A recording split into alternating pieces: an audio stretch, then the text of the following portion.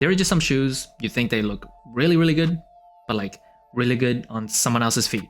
For whatever reason, you just don't feel like it's for you, but you still like the colorway, but on your feet, with the clothing and outfits that you have, just doesn't feel quite right. And this shoe that I'm reviewing today definitely falls under the category. Air Jordan 4 Seafoam.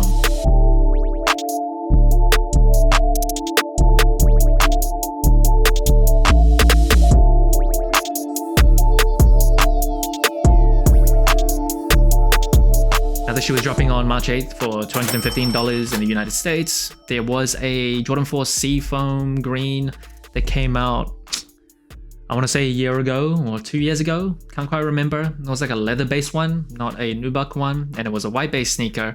I think that was more wearable than this, but I do think this is more unique and more special.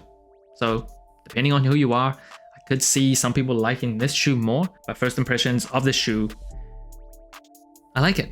I like it. If this was just on a shelf or like on someone else, I think I would really like this shoe. Just on my feet, I don't know. I just don't think it looks that good on me. And it's not because it's like a woman's exclusive or it's like a more feminine colorway. Like there's a lot of women's exclusives that look super nice on anybody, just like super wearable colorways. For whatever reason, I just think other people look better with this Seafoam green. If it was more like olive green or kind of like that Jade Horizon Jordan 5, which I guess is kind of similar. If it was more towards that shade, I'd be more open to it. But yeah, because it's this, I'm gonna leave it for someone else. But I do think this is objectively, in a vacuum, a pretty nice colorway. And the upper of the shoe, it is completely nubuck, just the Seafoam green. And this nubuck does feel like it may have that synthetic kind of coating over it. You do see like the natural leather fibers. And of course, a very distinct feature about the Jordan 4, it is that netting. So the netting is Seafoam green as well. It's not like white, not black. What they did do is swap out the wings over here. So that is nubuck also. So usually that's like plastic or like TPU material. And then the eyelets, so you see these four, that's got this like chrome metallic type of aesthetic. Not too sure if I love that. I do prefer if they just went all out with the Seafoam. Didn't use like this chrome type of aesthetic. Does feel like just plastic anyway. Doesn't feel like super heavy, super premium. Quick interjection, according to Nike.com, this colorway is also a tribute to the Pure Money 4s from 2017. That is why you see the chrome eyelets. Still, I don't particularly love that on this colorway specifically. And then moving up the tongue, this comes with Seafoam green laces as well, out of the box, no extra laces, just Seafoam green. I think white would have been the only other color that I thought would look really nice on the shoe, but Seafoam green it is.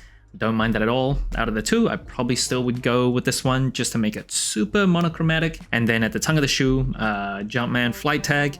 The Jordan 4 was the first Jordan brand shoe to introduce the flight concept. And then behind the tongue, you will see an upside down Jordan 4. That also first appeared on the Jordan 4. And then on the booty of the shoe, you get this Jumpman booty tab.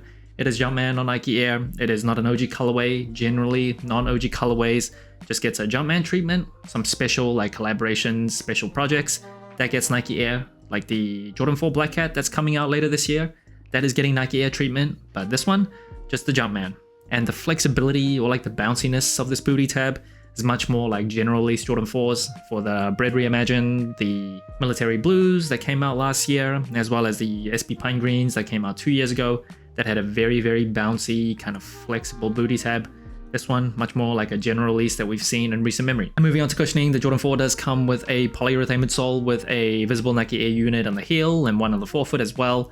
And initially, when like the concept or mock-ups of this shoe first came out, the midsole here was like super sale, like super yellow, almost like pea stains. I did not like it, but in hand, up close, in person, it's got more of like this light sail off-white color, so it's actually not too bad. It's not like super pre-aged, so I don't mind this midsole. I complain a lot about Jordan brand shoes that pre-ages and uses sail when they don't need to, but yeah, this one honestly looks a little bit more like kind of off-white.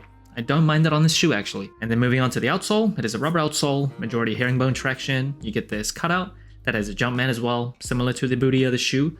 Not Nike branding here, just the Jumpman, not an OG colorway. And this outsole looks very pretty. Same type of like off-white color that's used on the outsole with some Seafoam green.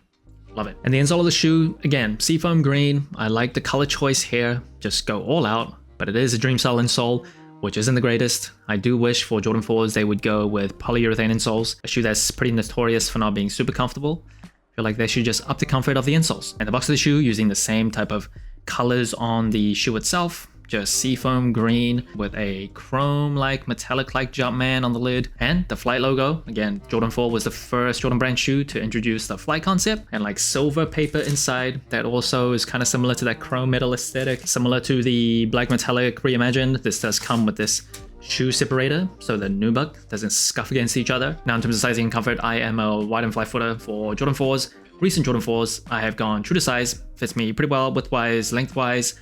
About 3 or 4 years ago, the Jordan 4s did come like slightly smaller, so especially in the toe box area, wide footers would often go half a size up, but recently, like the past year or two, they kind of fixed that issue. I've no longer needed to go half a size up for Jordan 4s, so true to size it is for me. If you do have wide and flat feet, I'd probably recommend sticking true to size for this shoe. Now in terms of overall comfort, the Jordan 4s have never been known to be super comfortable, even compared to like old Jordan shoes, like from Jordan 1 to 14. Just literally Jordan 3s are much more comfortable in my experience. The Jordan 4s can often feel just very stiff and boxy, but for my wide feet, especially like in this arch area initially, yeah, it just did not feel good. It felt super stiff. It is not great. It also feels kind of heavy, kind of bulky. Technically, it is like lighter than a Jordan 3, but just doesn't feel that way on feet. There are some exceptions like the SB Pine Greens, they kind of changed up the tooling. The Bread Reimagined, they gave you like polyurethane insoles that helps with the comfort a little bit. This one kind of more like a general release, wasn't a super comfortable shoe. And that brings the total score of the Jordan 4 Seafoam to 26 out of 40. A pretty average score compared to other general releases. First, it is colorway. Like I said at the intro of my video, for me, on my feet, I don't think it looks that great. I don't think I can pull it off that well. But for other people, or like just in a vacuum, like on a shelf, I think this looks really nice. I don't love this like kind of chrome aesthetic on the eyelids, but 95% of this colorway, it is really, really nice. And in terms of the materials, to the touch, it does feel like there's like a synthetic nubuck coating over it. You do see like leather fibers on the cuts of leather. Remember, nubuck is just another form of leather. It's just treated slightly different. Now in terms of the comfort of the shoe, like I said, the 4s generally are not very comfortable. There are exceptions. Just kind of feels stiff out of the box, especially for wide footers, even though the pinky toe area, no longer a problem.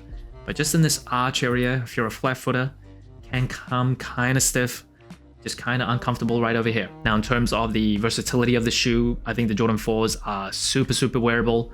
Probably the most wearable after the 1s and the 3s. But in terms of the versatility of this colorway, it's not like super unwearable, it is quite different.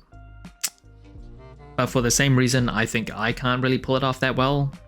It's probably why I don't think this is a super wearable shoe. You gotta be someone that's kind of bold, kind of out there. For me, I'm pretty standard. White, black, gray, olive green. That's pretty much all I wear. Blue, navy blue, light blue. So yeah, this color is just a little bit too unique to be super, super wearable, but it's not like pink and purple on the upper, so it's not like to that extreme, but it's also not on the other end of the spectrum where it's like white based sneaker. This year might not be as huge of a year for Jordan 4s compared to 2024. That was the 35th year anniversary of the Jordan 4, but there are still some delicious ones that are coming out, like the Undefeated 4s, the Rare Air that is coming out, the Jordan 4 Black Cat is returning.